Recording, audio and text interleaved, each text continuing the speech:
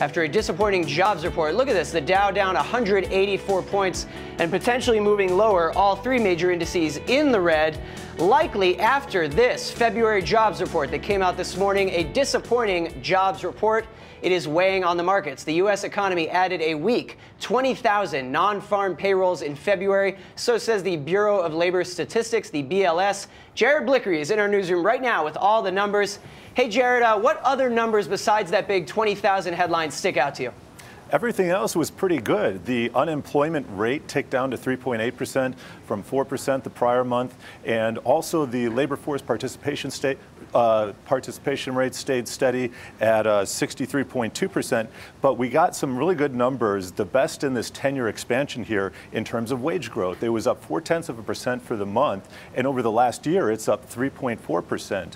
And then another statistic that's the best in this economic expansion is the underemployment rate, the so-called discouraged workers. That is now at 7.3%, coming down from 8.1% the prior month. So all in all, yeah, the headline number is getting a lot of press here, but not a bad jobs report.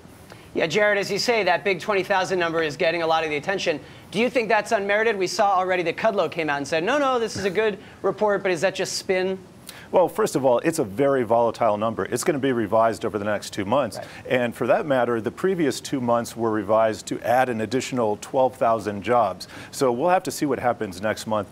There also could be weather effects. I read someplace that something like 80,000 people could not have been counted or might not have been counted simply because of the unusually cold February that we had here. All right, well, we do have a tweet already from President Trump, which is interesting because when we saw that week 20,000 number, my first thought was, oh, for once, Trump won't have much to say on Twitter. That was incorrect. Look at this tweet that came out 8:58. The president tweeted, women's unemployment rate is down to 3.6%, was 7.9% in January 2011. Things are looking good.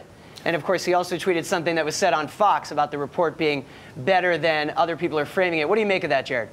Well, I think it is overall, except for the headline number, a very strong report. Again, some of the best numbers that we're seeing in this 10-year economic expansion. So, you know, hats off to the people who are making this thing work here. It's not just the president with the tax cuts. This is something that we've been building for a long time. There were complaints for years and years, legitimately, that we were experiencing very low growth, and some people thought that was the new normal. We're now demonstrating that is not the case. We're growing again.